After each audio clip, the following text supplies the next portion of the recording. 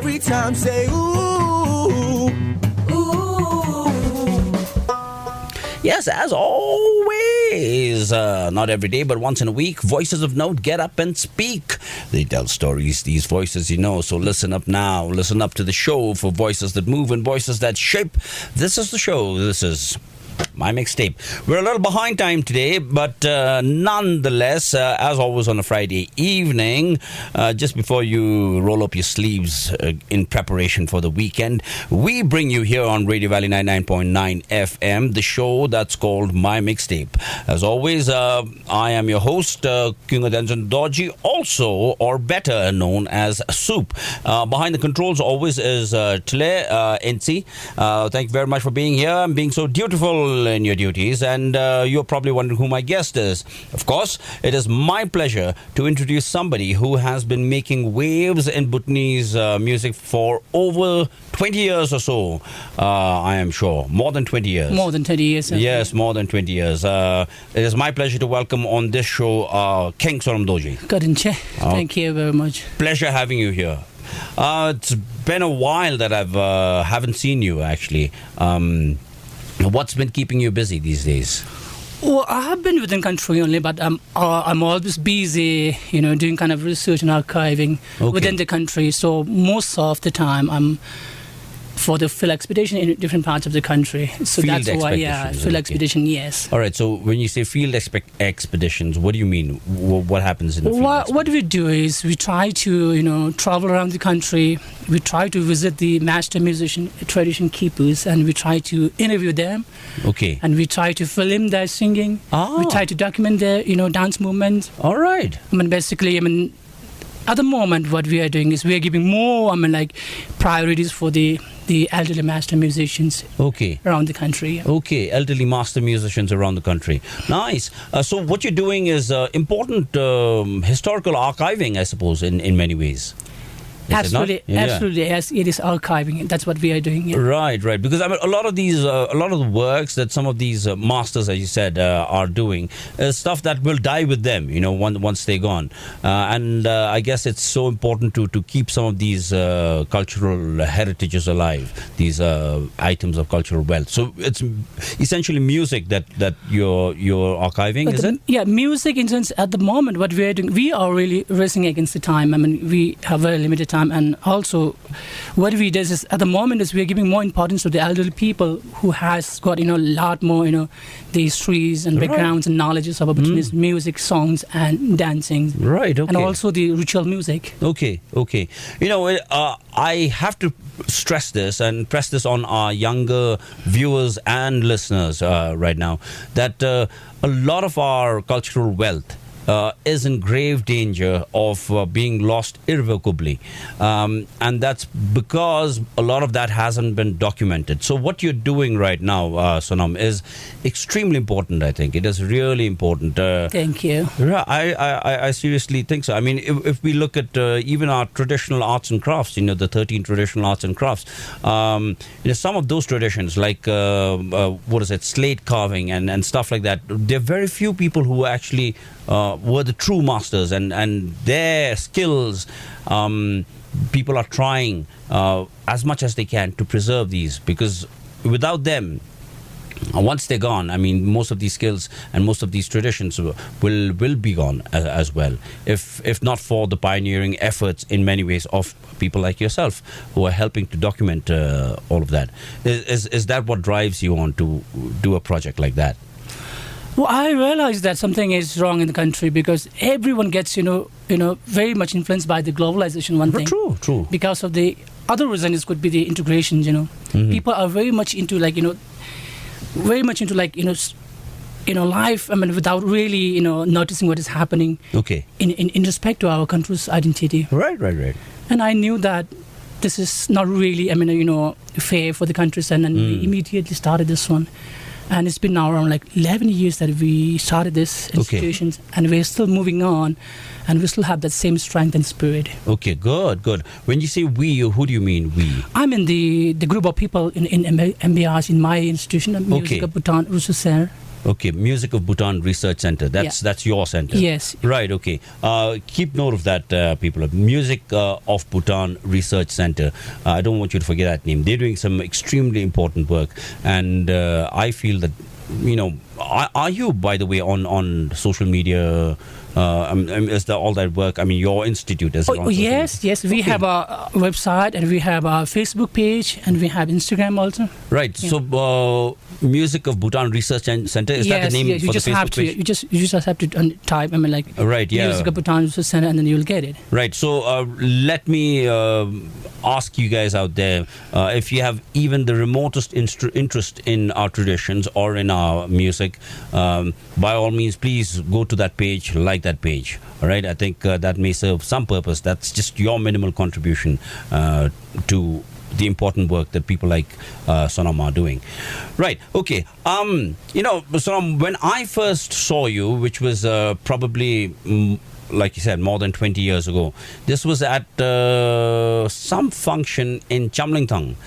And you were kind of a new face at that time, a new voice, and immediately people took to you immediately because you brought this element of humor also into your performance. I remember you. It was some act about tuning a damge. Oh, okay. Right. It has a long history. Okay. That was like, it started, initially when I was in Punakha High School. Okay. And ever since, I used to be very, great music lover. Mm-hmm. And how I came up with this idea was, I was not having any drawing. The Bhutanese lute. Okay. And I was very much, created by that instrument. So what I did was, I just imitated all the ways and patterns of playing, the techniques of playing, just with the help of my fingers on the mouth and right. the lips. Yeah. Do you want to do a demonstration right now for the benefit of our viewers and listeners? Oh, it's been a long time that I haven't. I know. Well, but then it's good to show. It's good for myself to remind myself back. The way back to school life. Yeah. It's very easy. Mm-hmm. So you used to catch your ear, right? Yeah. These are the tuning pegs. Tuning pegs, right. So the ear is the tuning peg. I have two pegs, yeah. Right. Pegs, yeah. And this one is the right ear is specially used, to bring down the volume and to increase the volume. Okay. Yeah. Okay. And this is to, to make sure that you hit the right tuning notes. Okay. Yeah. So for example, if you try to, turn anti-clockwise, so it's like, you're trying to, lose your strings off the instrument. Okay. If you do so you're going flatter clockwise, then. yeah. Right. It becomes more, it comes down to low octaves. And right. Doing clockwise, then it is like, go sharper. You're trying to, you sharp them, and you're trying to give more tension to the string, and that's how you... See, this is... So if you turn it this way... So this one is volume. If you pull too hard, that means you're trying to bring up the volumes of the... Nice. So you're trying to amplify your sound. Okay. And then, this is how you bring down the volume. So, yeah. I still remember, and that was my turning point in the life of music, then how I started getting my fame in singing and playing music instruments. Right. I wish, people out there, those of you who are on radio, you could have seen what Sonam was doing right now. But for those of you on YouTube, it's very clear what he was doing. It was good fun. And I can certainly vouch for that. 20 years ago or more than 20 years ago, when I first saw that, our performers were usually very sedate performers. They would not move around much. They weren't funny. They'd be very serious. And,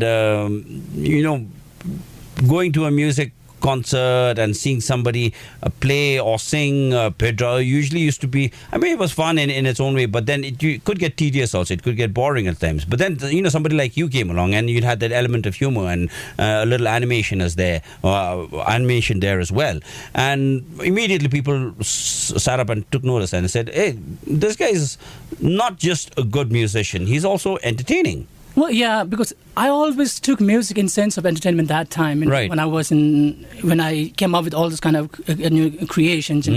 Because music is not only to sing on the stage and just singing and with a vocal, and that's, you should make sure that everybody in this, in the auditorium is really engaging with yourself. True. So that was my actual, the initial, the purpose of, coming up with such kind of new ideas and giving them a new taste and giving them new, trying to have more kind of an experience, Right. Okay, nice. Now, in any case, I just need to make a clarification right now, especially for the benefit of people on YouTube, that Sonam right now, he apologizes for not wearing his ko. He is one of the champions of Bhutanese culture and would have liked to have been here in ko, but he did not know that we were on YouTube or that we were doing a show. He thought he was coming here to watch a documentary.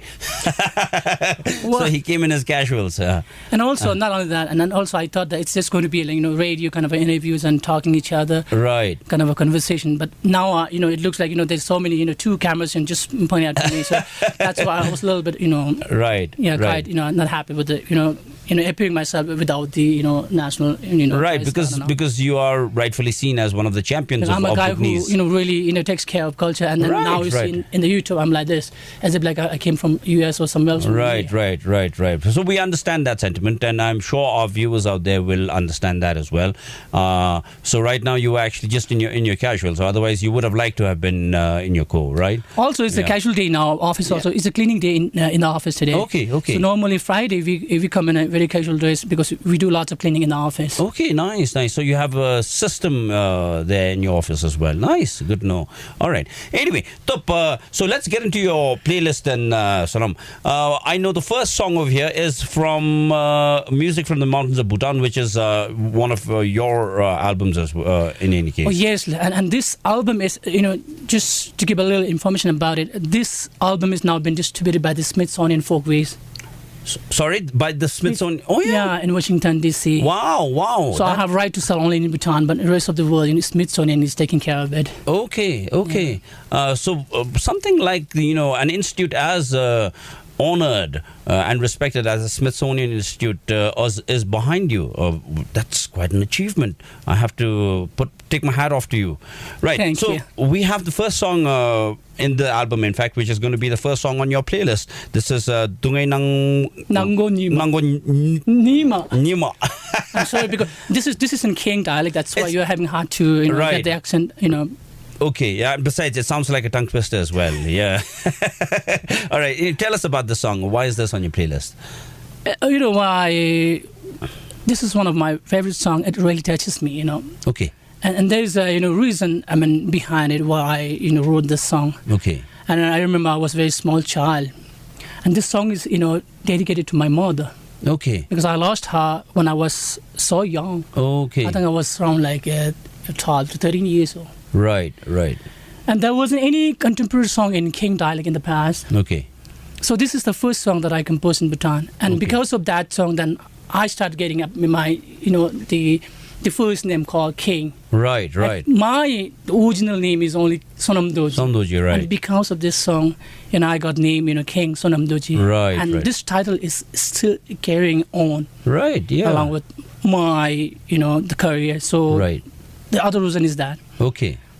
We will get into, in fact, your career and your background and all of that once we listen to the song. But it's touching to know that this is dedicated to your late mother. Right. In that respect, I also need to express my sincere condolences to Doc Tenzin, who is behind the camera right now, the camera facing me. He lost his grandfather, an extraordinary man. He was also a very well-known football fan, just like his grandson here. So what we're going to do is we're going to make sure that on June 6th, Doc's going to be there on the field, and in honor of his grandfather, we're going to put on a really good cheering routine. Right. So anyway, so let's check out Dungay Nango Nima. It's typically in Kheng dialect. Okay, it's in Kheng. The theme of the song says that it's very sorrowful to see the chicken when the mother is slain away by the eagle. Oh, that's the theme of the song. Wow, that's a powerful image. All right, so then let's check out the song then. All right, not every day, but once in a week, voices of note get up and speak. They tell stories, these voices, Listen up now, listen up to this show for voices that move and voices that shape. This is the show. This is my mixtape.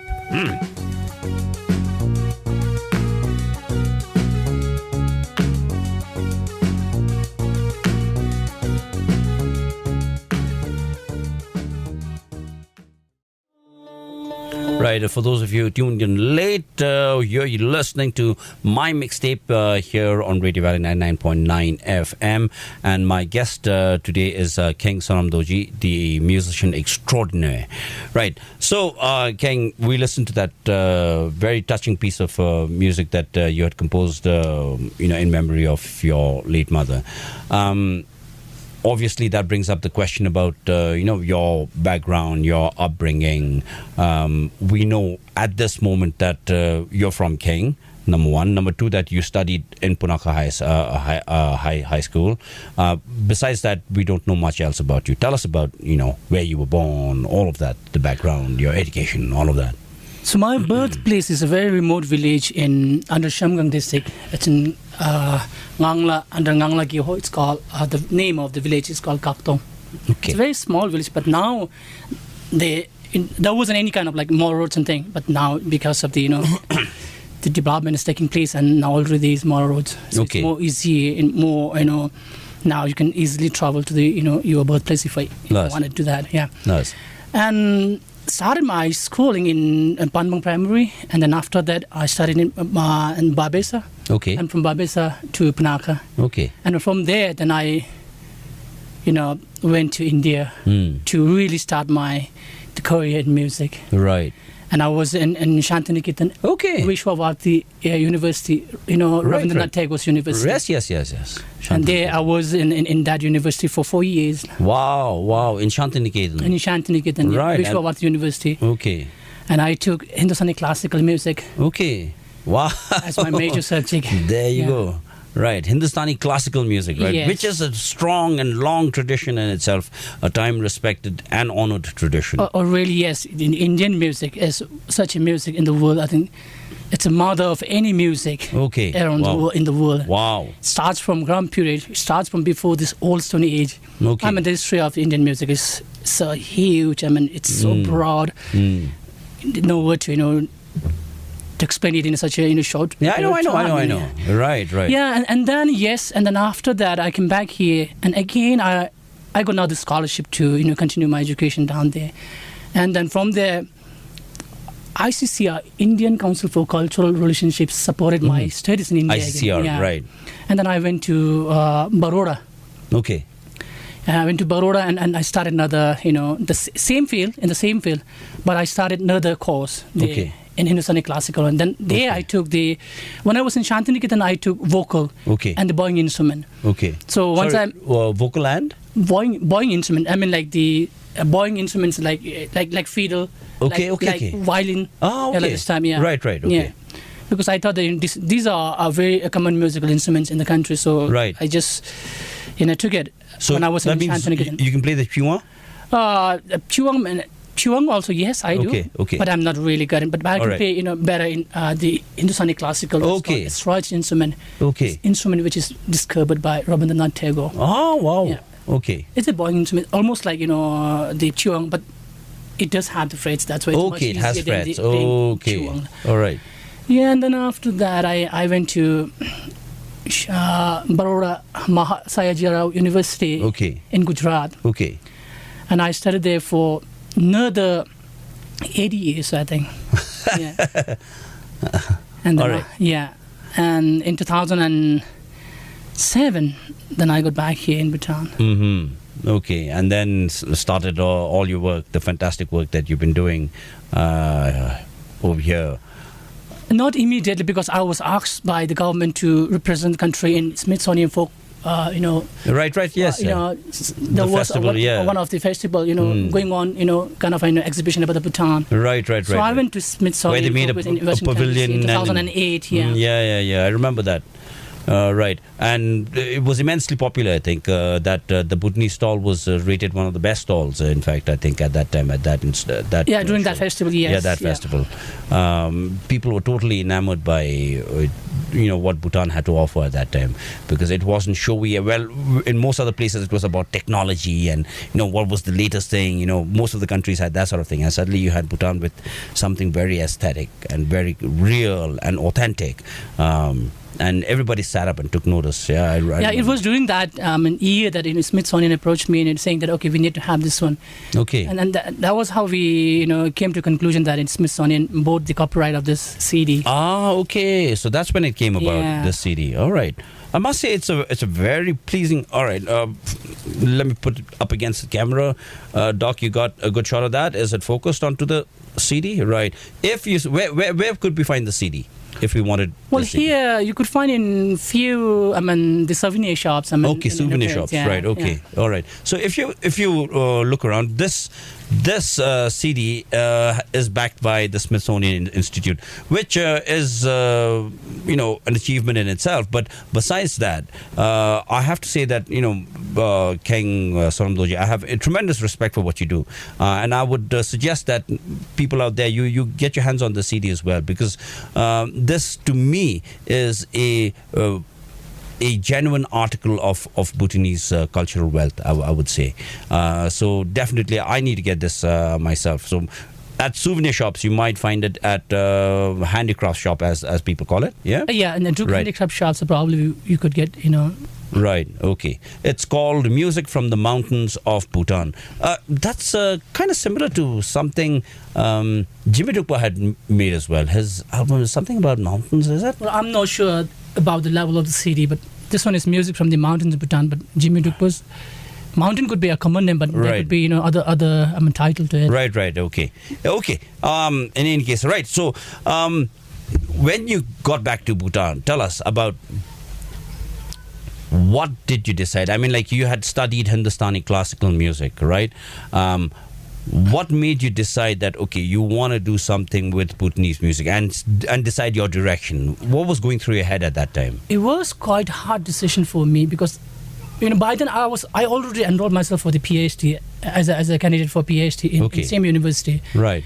When I was in the university, I thought that it would be like of no use, like, even if I go back to my country, because there's no place where you can go and teach your music, because in Bhutan music is not still considered as a part of academic career. So, and I thought, okay, I will remain in India, and after I finish my PhD, I'll just teach in some of the university in India. Okay. That was actual plan, the initial plan of that was my actual decision. And once I got call from the country, from the government of Bhutan, that I have to represent the country in Smithsonian Folkways. And it was that point how I got changed now, after getting back from US. Okay. Because I realized that, so many things are happening, but, it's all kind of creative. It's all kind of innovations. It's all kind of, improvisations. And there was no one who's really taking care of the Bhutanese authentic music. And music carries values of the nation. It carries the identity of the nation. And music, the folk music itself is a kind of a book. It's kind of one, huge volume of book. Right. It talks lots of, the backgrounds, histories of the nation. Okay. Then I realized that, we should be, really doing it. And that was point, and I decided, okay, I will start up one small institution here. At least where I can, do, recordings and interviews and archivings of the Bhutanese traditional songs and music. And Okay. You brought up an important point over there, that quite often many of us tend to look at music as just something that is a medium of passing time. It's just something that you would do in your casual, relaxing hours. But you brought up the point that music is actually a reservoir in many ways of cultural identity, of cultural values, of stories, of language. All of that is reflected in music. Yeah, it tried to comprise whole thing together in the music itself. If you really analyze through the lyrics, you will listen to lots of stories through it. If you listen to the melody of the song, you will get the identity of every community's music. We have a different genres, we have a different community music. And I really felt that this needs to be really documented well. You know why? What happens to Bhutan is, Bhutan doesn't have the written notation in music. Right. It's orally passed traditions. That's why, how changes are happening. It's immeasurable changes are happening. In lots of ways, it gets fabricated.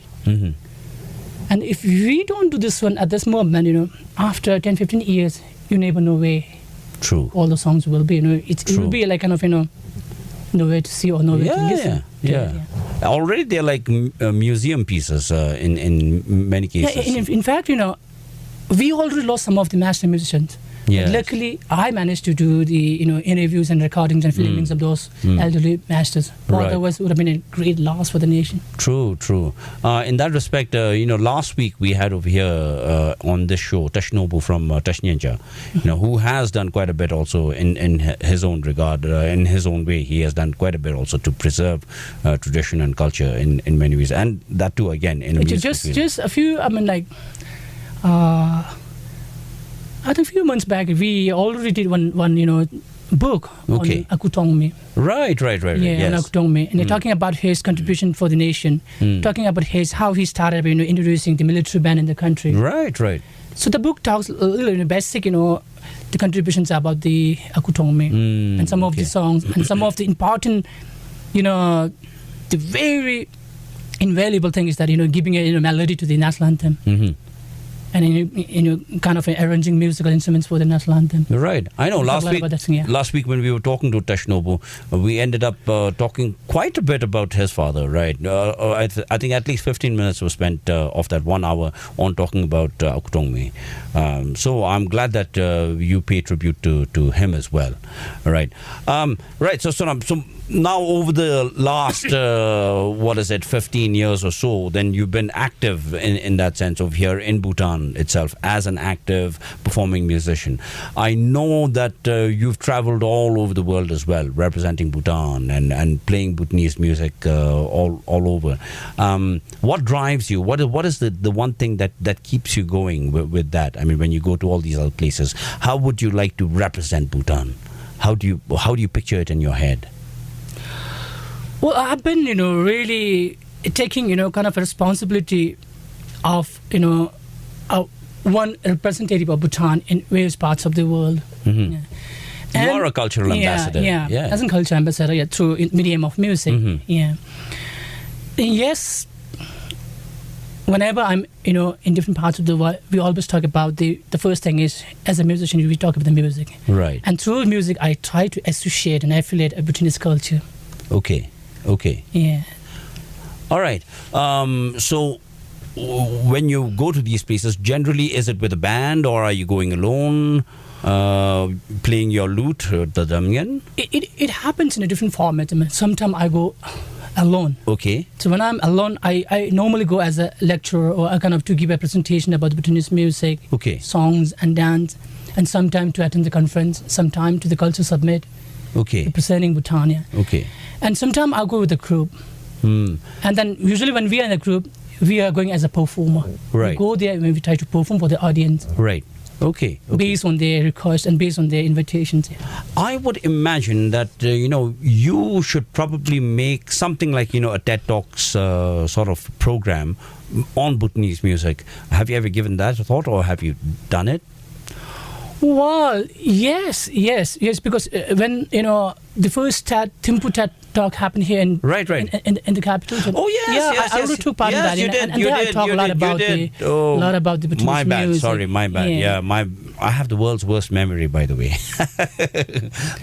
And then I talked about it, how important is music for us. And I said, for Bhutanese, music is kind of a DNA. Right. Every Bhutanese, loves music. Right. Even if he or she doesn't sing or dance or play, they listen to it. Mm-hmm. If not somebody, if they don't sing, they dance to it. If they don't dance, they sing to it. Mm-hmm. So, for Bhutanese, music is something which has, really, been, attached to the individual's life. Right. If you really think about it, in our traditional way of life, music is integral to just being who you are. I mean, like if you're in the village, for example, in the morning you take your cows out to pasture. What do you do all day? You're singing or you're playing a flute or Of course, every activity has been affiliated with the music only. Right. If when you are in the in a forest as a cow herder, they have their different sounds. Right. And also the greatest thing in Bhutan is that music, especially if I really try to to talk a little bit about how traditional music and and it's essence of the traditional music. It is not only for entertaining the people. It is not only just to be on the stage and sing for them. Okay. At the same time, in music is the eternal prayer of the soul. Okay. I want to say that again. I want you to say that again. It is what? It's the eternal prayer of the soul. Eternal prayer of the soul. That sounds so good. Please explain. Yes. And also, see, music is the authentic heart for Bhutanese. Traditional music is the authentic heart of Bhutanese. The heart of Bhutanese. The authentic heart of Bhutanese. Yes. Wow. Yeah. So every Bhutanese people, they sing right. song. True. They can't really get apart from the music. Music is inseparable from them, from their life. Yeah. Yes. I mean, like, if you have, say, your Loche puja at home, the entire village comes in there. What do? You dance, you sing. Yes. Right? Yeah. What you do is, when you are having this kind of occasions, I always assume myself as one instrument. Because yourself is one instrument. Okay, yeah. You can sing, you can, utter, all this 12 notes from your lungs with help of your vocal cord. Okay. So you yourself is a, one musician. Right. Did you say 12 notes? I mean, yes, 12 notes are basically used for the singings and all, yeah. There's lots of microphones. Right. Some of the songs are not, inaudible, through. That's why music is, why? Music is, that's why I said music is not only for entertainment, but it is to attend the nirvana also. Okay. Salvation. To attend the, enlightenment. This is why Milarepa has, why he adopted, Yes, those 1,000 songs, 100,000 songs, Why he adopted melody. Wow. Because if you just narrate the script, at certain point, people tends to get boring.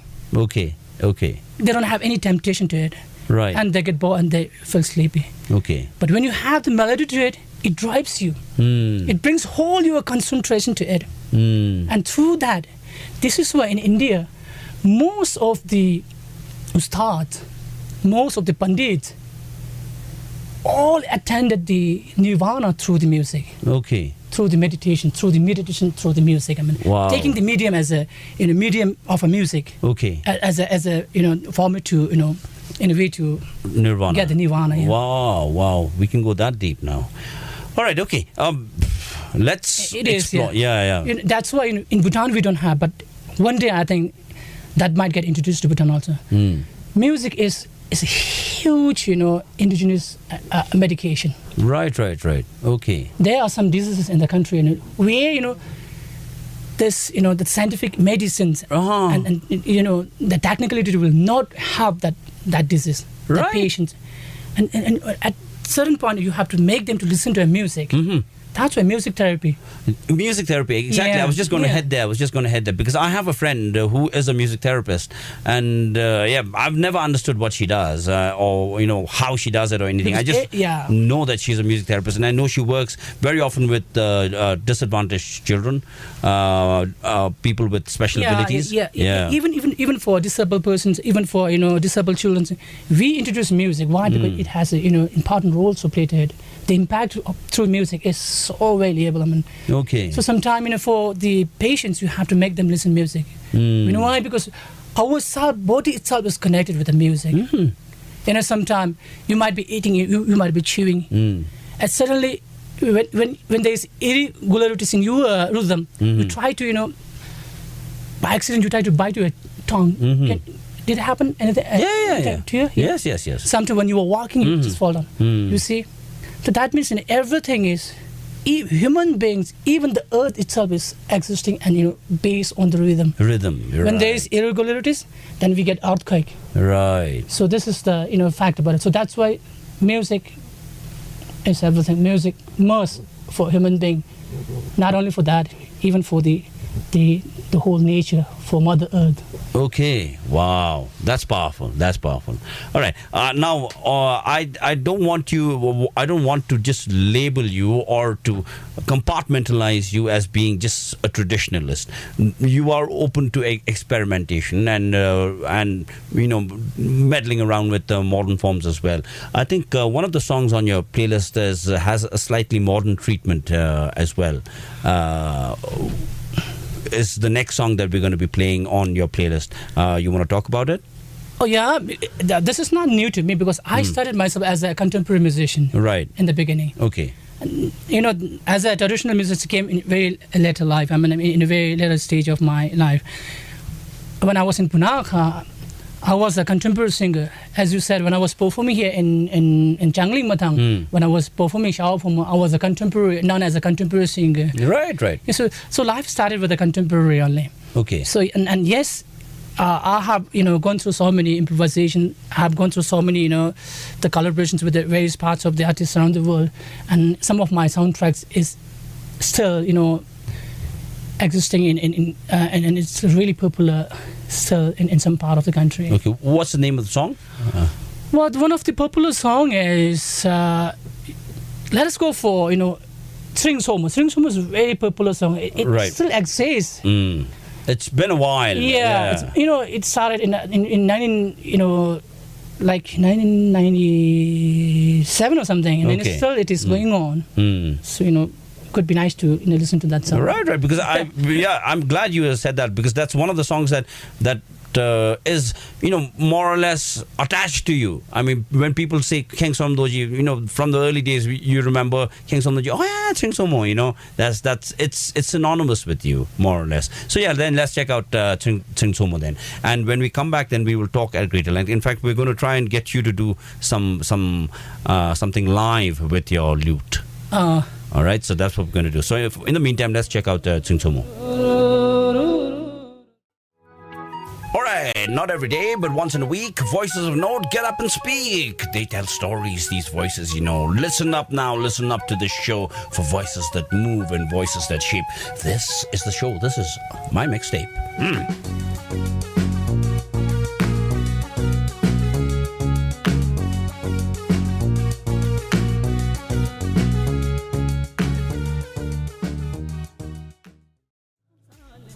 There you go. That was Kheng Sonam with Kheng Sonam, a song that has come to be synonymous with him.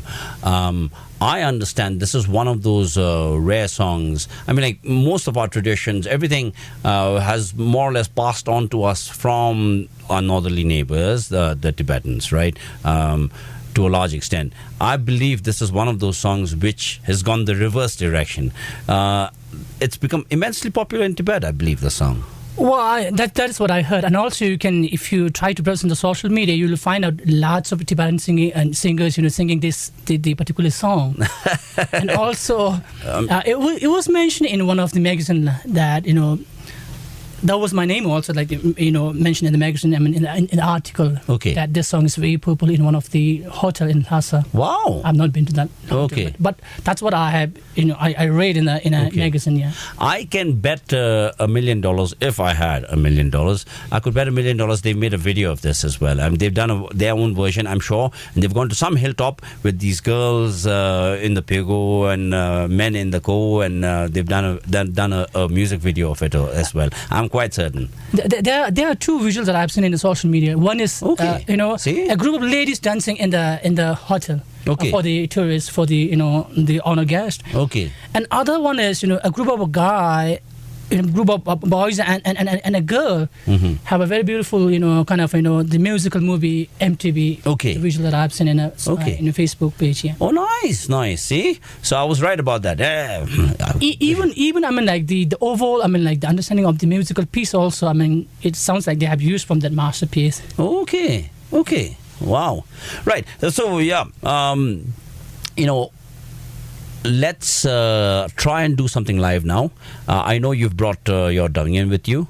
Can you please fish it out? I might need a little time to tune and all that. No problem. Please it's very go ahead. temperamental, and it gets often very, very fast. Right. So do your tuning. In the meantime, let me just say that the tuning is necessary. I'll talk about the instrument, and I'll talk about instruments in general, and I'll tell you that the tuning is necessary because like everything else,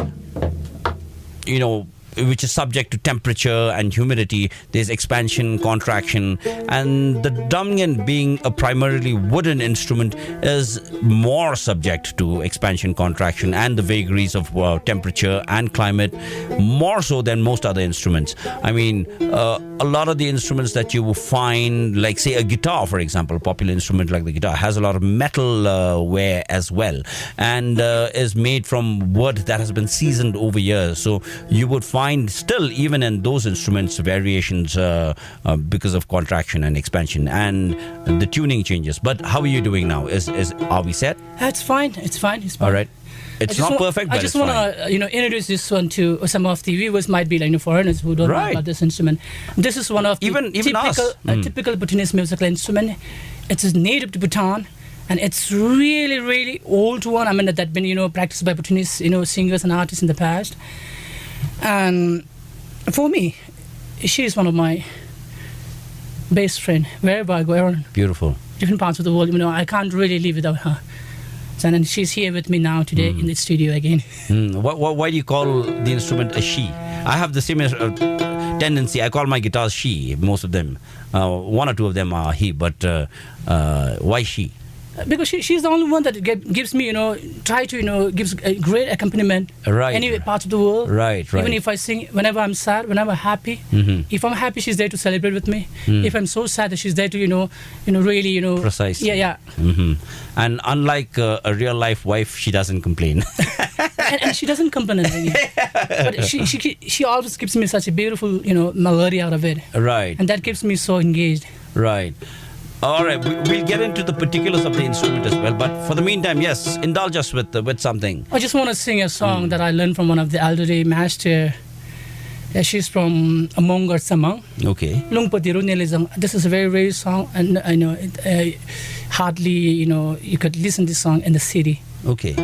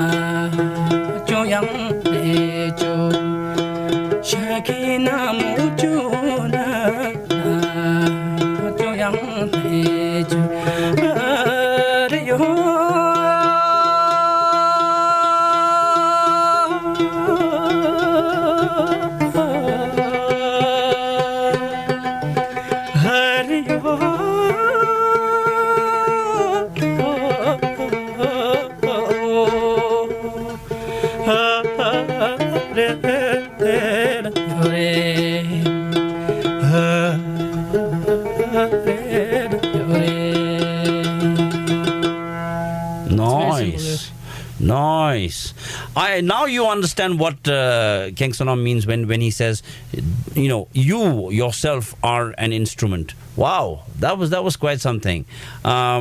I mean, of course, I want to talk about the instrument, about the lute, the damian, but let me just digress for a moment and talk about your voice. I mean, it's amazing what you can do with your voice. It is absolutely amazing. You know, your vocal control, your volume, the volume swells, how it diminishes, how you fade in, you fade out, your different techniques. It was quite something. It's I mean, this is not something, you know, so I mean, like, impossible. I mean, everyone can do it. Even you can do it. It's very easy.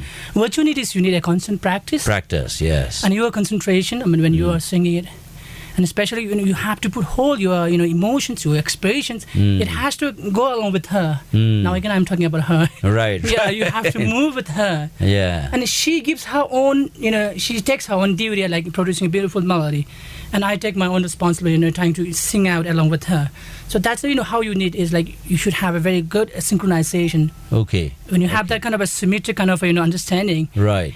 The basic understanding, anything happens so beautifully. Okay. And you have to keep in mind that how you have to flow your voice. I mean, oscillation, the grace notes. Right. And these things that you have to keep in mind, like when you sing it out. Yeah. And also, definitely, one important thing is always go by the lyrics, what that lyric says. And if you really concentrate over that thing, you won't see anybody in front of you. Only things you will be carried by song. Okay. Yeah. So the way you treat the song, your vocal treatment or your tonal treatment of the song also depends to a great degree on the lyrics? Definitely. Right. Okay. I remember there's a proverb, Kenyan.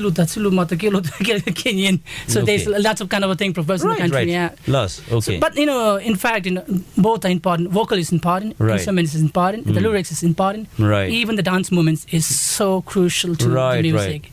So there has to be... When these three components comes together, that's called music. Right. So there's a symmetry to all of it. But right. sometimes there's a saying in our Bhutanese, kind of style, like, I wrote a song. I mean, as long as if you don't compose a melody to it, as long as if there is no musical instruments accompanying that lyrics, you can't consider this as a song. Okay. It could be like ornamented speech. We could say like loze. Loze is like this. Loze is not song. Loze is ornamented speech. Right. So as long as if you don't have the melody to it, and if there is no musical instruments accompanying the whole the stanza of the songs, then it's really like. As per the like the anthropologists, musicologists, it doesn't come under the the category of music. Yeah. All right, so all you guys, I hate to break this to you, especially your younger listeners out there. Rap is not music. And by that rap is ornamental speech. Ornamental speech, yeah. By going by that definition. Well, it is said by the great the psychologist said that rap is not song. Right. And also, because when you sing out, it has to have the the flow of the melody has to go like you see it cuts down. It's kind of like conversations. Okay. When you sing a C note, it has to have certain frequency per second. Right. It doesn't touch that thing. Okay. So it is irregular frequency. Yeah. That's why it's not considered as a song.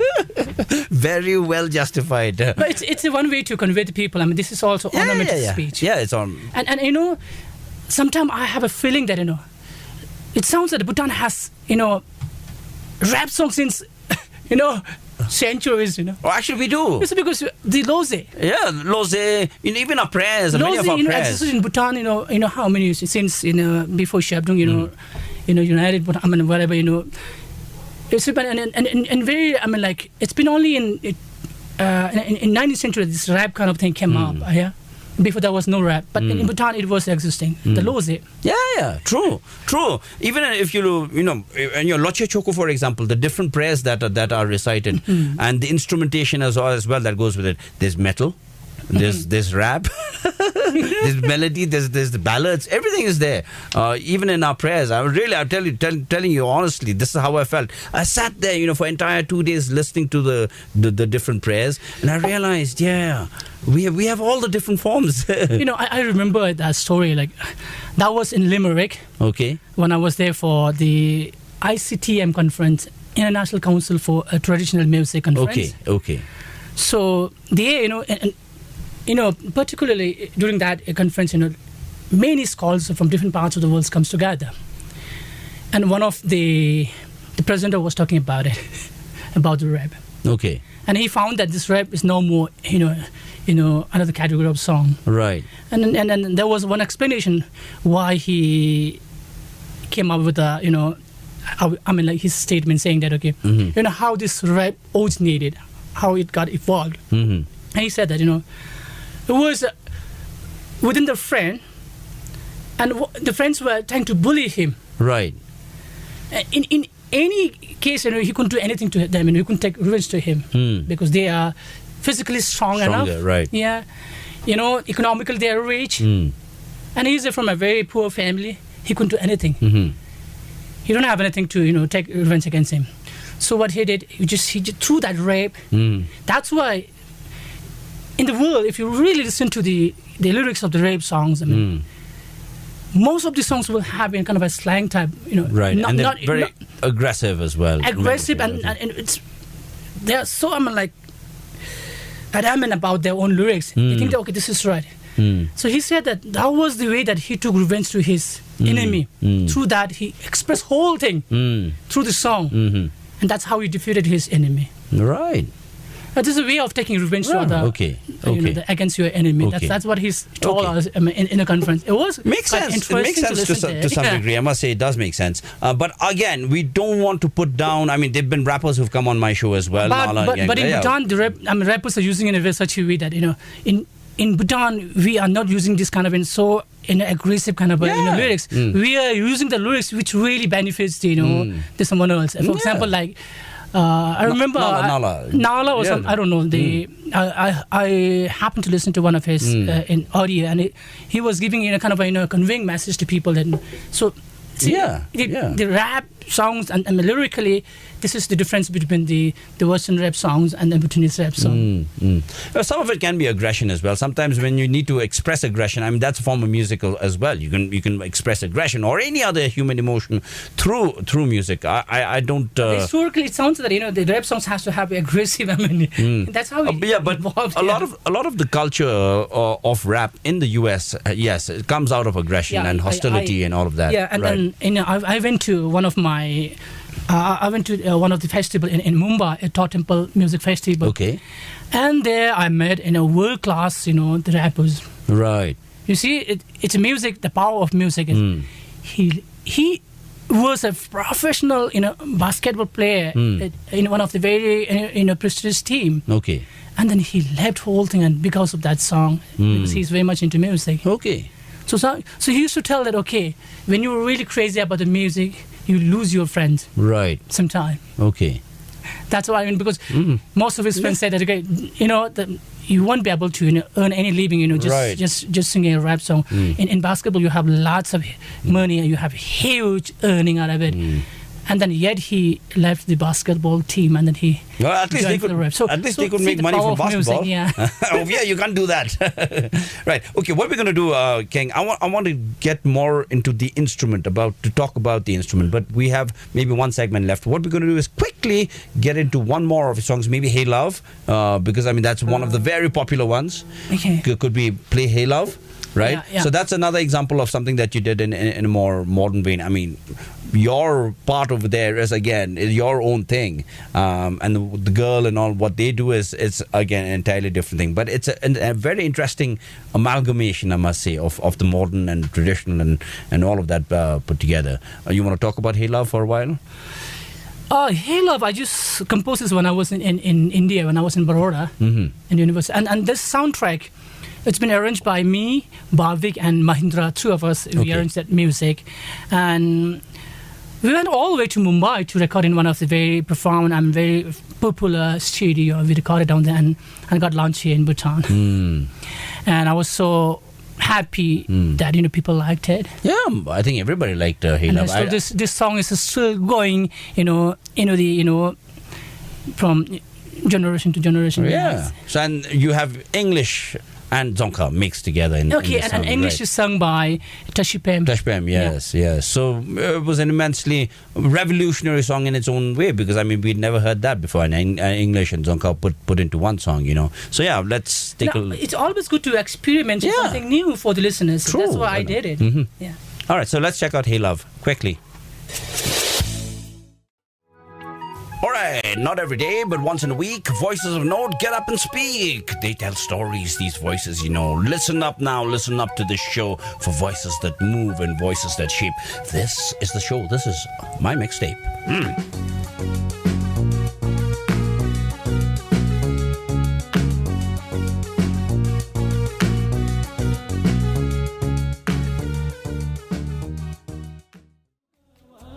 Alrighty, welcome us back, or as Ganchu would say, on your sweet little radio. We're heading into the final segment of this edition of my mixtape. My guest today is Kheng Sonam Dorji.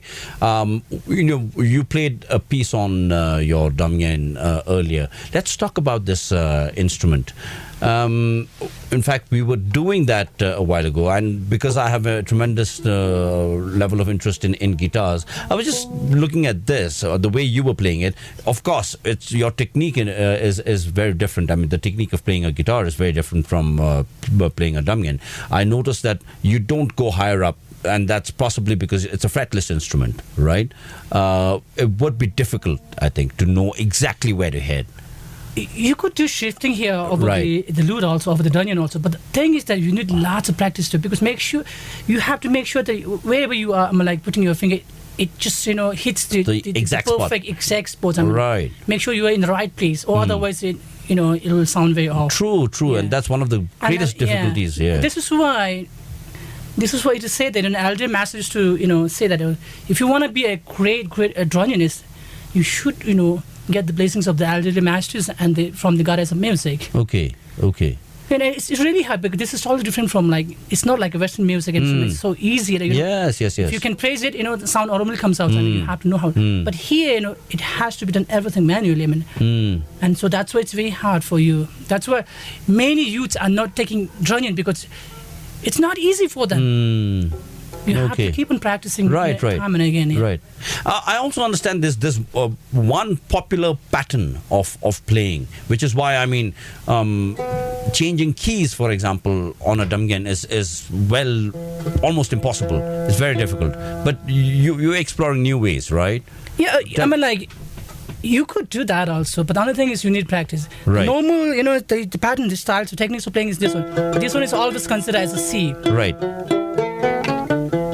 So you have the 7 notes there: do, re, mi, fa, sol, la, ti, do, sa, re, ga, ma, pa, Sa, re, ga, ma, pa, da, ni, sa, ni, da, ba, ma, ga, re, sa, C, D, E, F, G, A, B, C, do, re, mi, fa, sol, la, ti, do.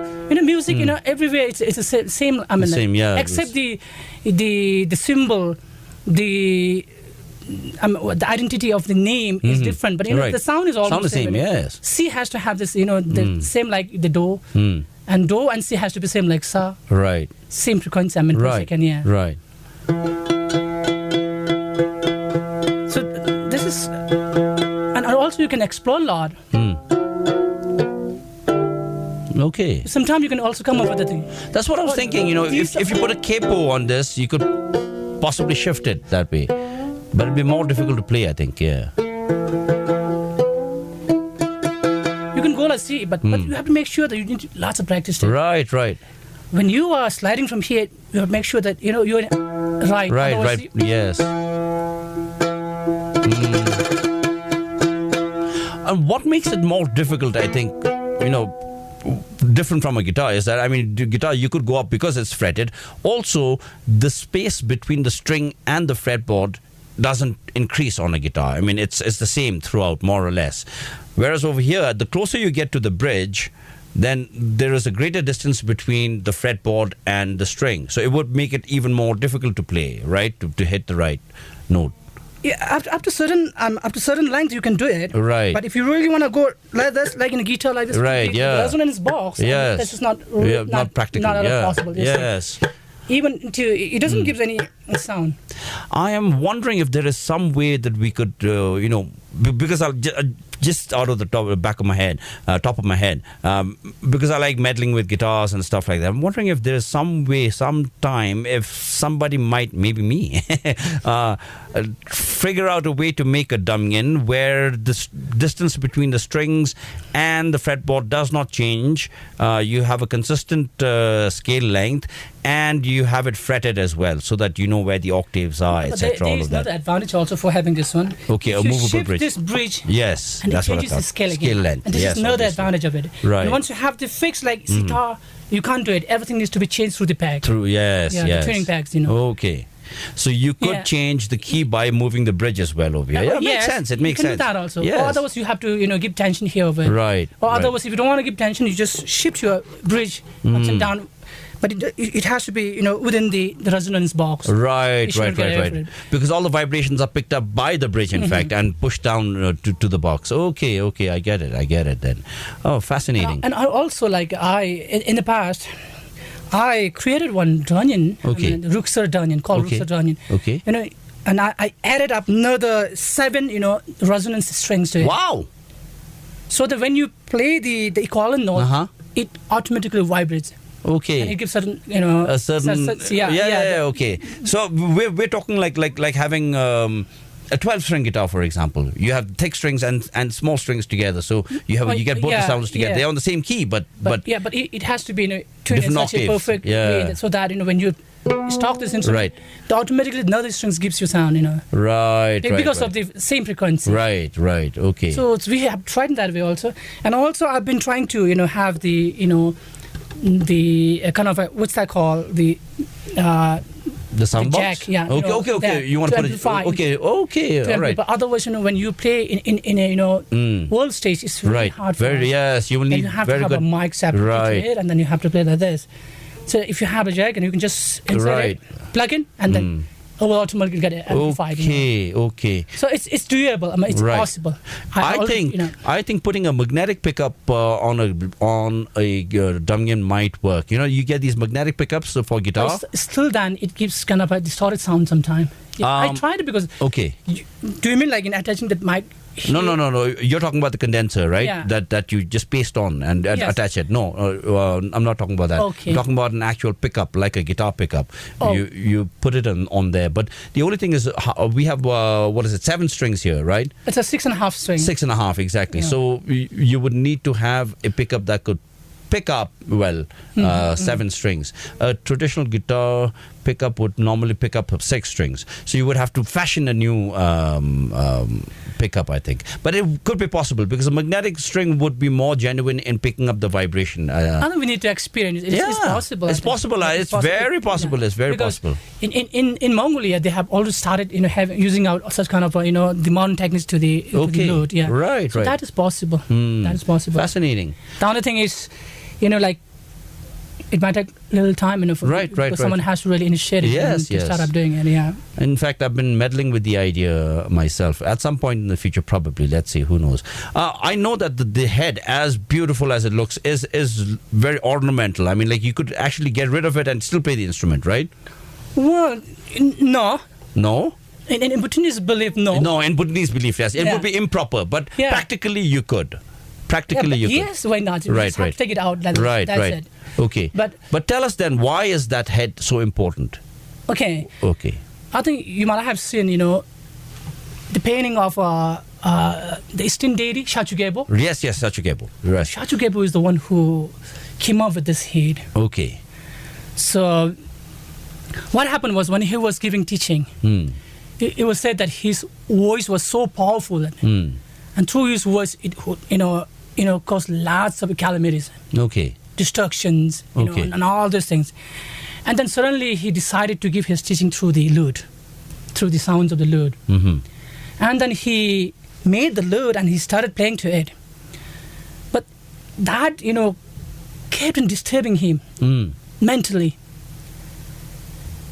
And he was not happy, and he was thinking, why it is happening like this to me? Why it is happening, and how should I solve this one? Sometimes he used to get very lazy, sometimes he used to get sick, sometimes he used to, somehow he was not in that comfortable zone. Okay.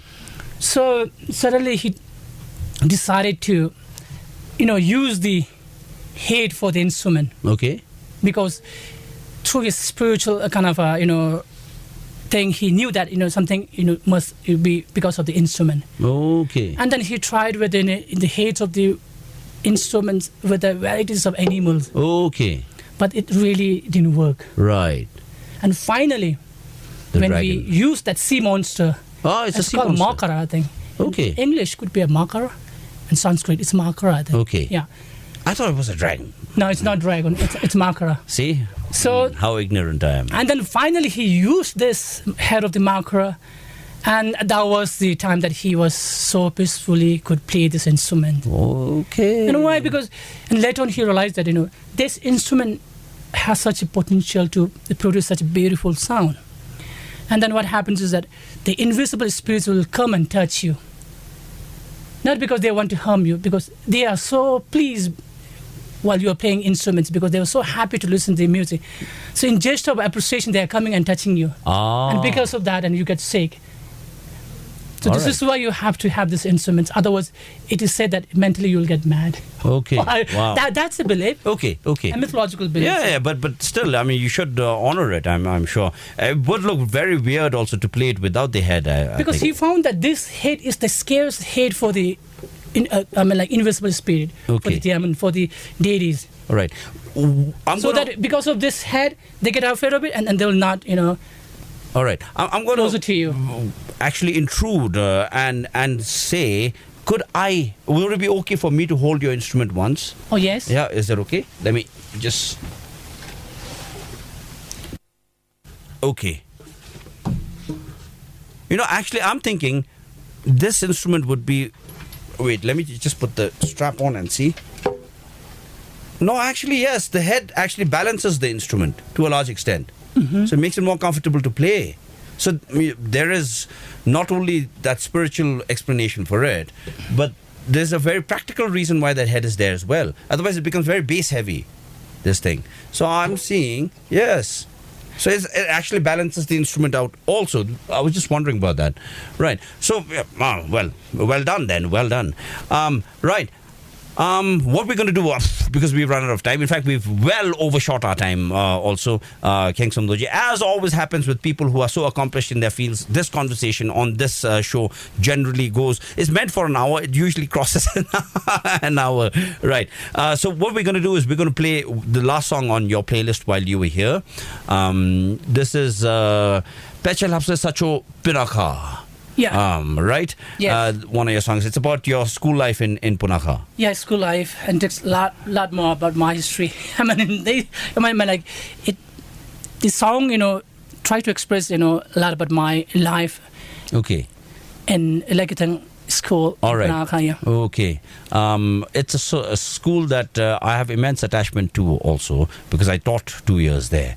I have to say, and our board operator Tile, he was one of my students while I was teaching there also, in my favorite batch, by the way. Although I hated him. No, of course, I never hated any of my students. Yeah, such a great engineer here. He does a good job, Yes, he does fantastic work. And you have fantastic 2 cameramen here. Yes. Who's giving live through the YouTube. Yeah, that's Tile. Yes, say hi. So the studio is having a perfect.